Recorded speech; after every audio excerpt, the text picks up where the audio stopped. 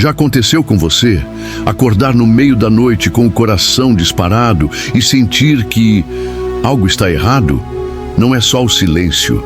É como se o ar estivesse pesado, como se algo estivesse te observando, ou pior, te chamando. Som de fundo, vento uivante, rangidos distantes, eco de passos em um corredor vazio. Em 2019, uma família inteira desapareceu sem deixar rastros em uma casa comum no interior do Brasil. O único indício? Um relato perturbador. Eles ouviram uma voz atrás da parede, uma voz que não era humana. Essa é a história que nunca deveria ter sido contada. Fique até o final, porque quando terminar, você vai questionar até o silêncio da sua própria casa. Era outubro de 2019, na pequena cidade de São João do Cariri, na Paraíba. A família Almeida, Carlos, 42 anos, Mariana, 38, e os filhos, Lucas, 15, e Ana, 8, estava exausta. Depois de anos lutando contra dívidas em São Paulo, eles decidiram recomeçar. Carlos herdara uma casa antiga da avó, um casarão de pedra escondido no meio de um terreno coberto por mato alto. Era a chance de escapar da cidade grande, das contas atrasadas, do peso de uma vida que parecia sufocá-los. Mas, desde o primeiro dia, algo parecia errado. A casa era grande demais para 4 pessoas. Corredores estreitos, teto baixo, cheiro de mofo impregnado nas paredes. As janelas rangiam com o vento, mesmo estando trancadas. Mariana tentou ignorar. É só uma casa velha, ela dizia, enquanto arrumava as coisas. Mas Lucas, o filho mais velho, não estava convencido. Ele gravava tudo no celular, como se quisesse provar que algo estava fora de lugar. Em um dos vídeos, que mais tarde foi encontrado pela polícia, ele murmura: "Vocês já repararam que os sons aqui não fazem sentido?" Na primeira noite, Ana acordou gritando. Disse que ouviu alguém batendo na parede do quarto dela. Não eram batidas normais, como de um cano velho. Era rítmico, quase intencional. Carlos verificou, mas não encontrou nada. "É só a casa se acomodando", ele insistiu. Mas Ana não dormiu mais naquela noite. E no fundo, todos sentiam o mesmo. A casa não parecia vazia. Os dias seguintes foram estranhos. Pequenos incidentes começaram a se acumular. Objetos mudavam de lugar. O rádio da sala ligava sozinho à noite, sintonizando apenas estática. Mariana encontrou marcas de arranhões na porta do porão, como se algo tivesse tentado sair. Lucas, obcecado, começou a gravar áudios para capturar os sons que ouvia. Em um deles, ele pergunta: "Quem tá aí?" Silêncio. Então, um sussurro baixo, quase inaudível: "Você não deveria estar aqui." A família tentou racionalizar. Talvez fosse o cansaço.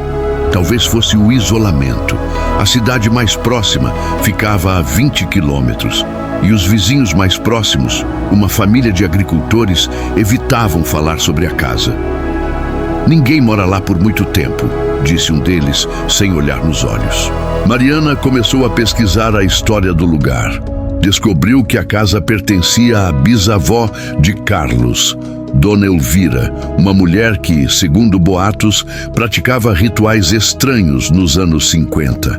Diziam que ela falava com coisas que viviam nas paredes.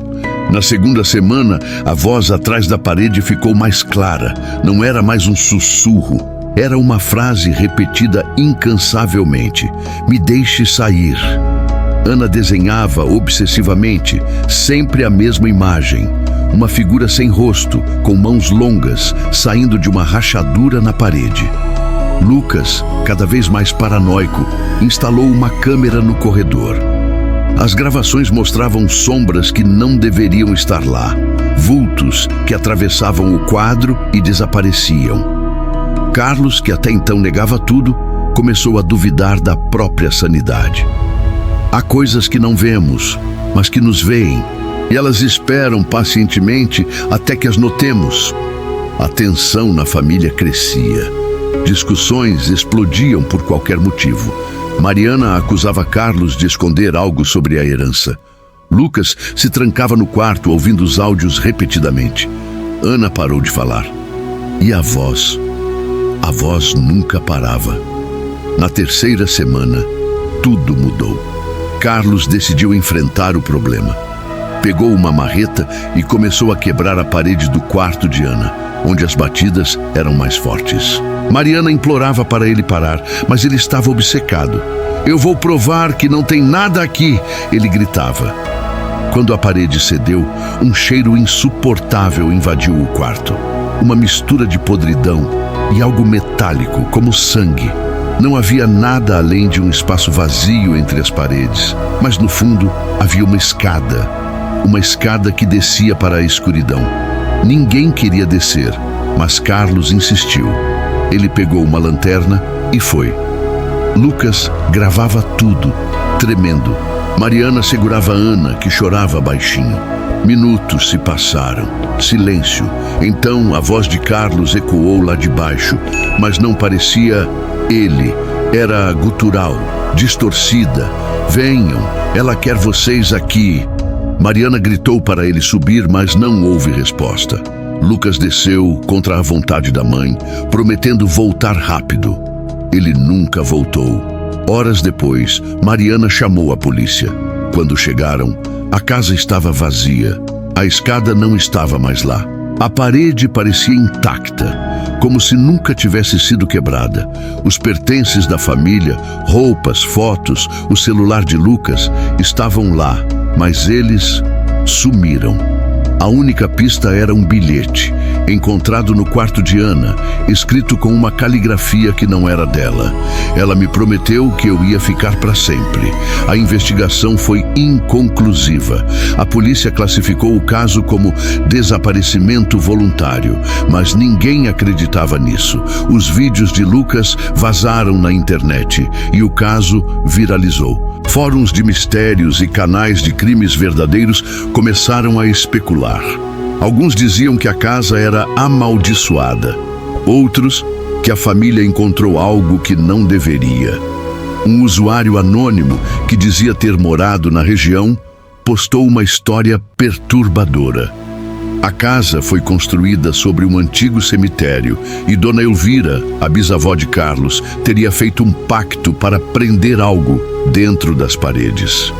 Em 2021, um grupo de exploradores urbanos entrou na casa, transmitindo ao vivo. A transmissão durou 12 minutos antes de ser cortada. Nos últimos segundos, a câmera capturou uma figura indistinta parada no corredor. A voz deles tremia. Tem algo atrás da parede, tá se mexendo. O grupo nunca foi encontrado. Desde então a casa foi selada, mas moradores locais dizem que, à noite, ainda se ouve batidas vindas de dentro. O que aconteceu com a família Almeida? Era uma alucinação coletiva? Um fenômeno sobrenatural? Ou algo pior? Algo que ainda está lá, esperando? Um trecho de uma carta encontrada no porão da casa anos antes dizia: nunca quebre as paredes. Ela não quer ser vista, mas quer ser ouvida. Essa história não termina com respostas. Ela termina com perguntas. O que você faria se ouvisse uma voz atrás da parede da sua casa? Ignoraria, investigaria ou fugiria antes que fosse tarde demais? A verdade é que, às vezes, os maiores horrores não estão lá fora, estão dentro das nossas próprias paredes, esperando para serem notados. Se você gostou dessa história, deixe seu like e se inscreva no canal. Nos comentários quero saber, você acredita que isso foi real? Já ouviu algo estranho na sua casa? E mais importante, tem certeza que está sozinho agora? A vida pode ser assustadora como essa história. Às vezes, os monstros são as dívidas, as contas que não param de chegar, o medo de não ter uma saída. Porque no final, o maior medo é não estar preparado. Até a próxima e cuidado com o que ouve no silêncio.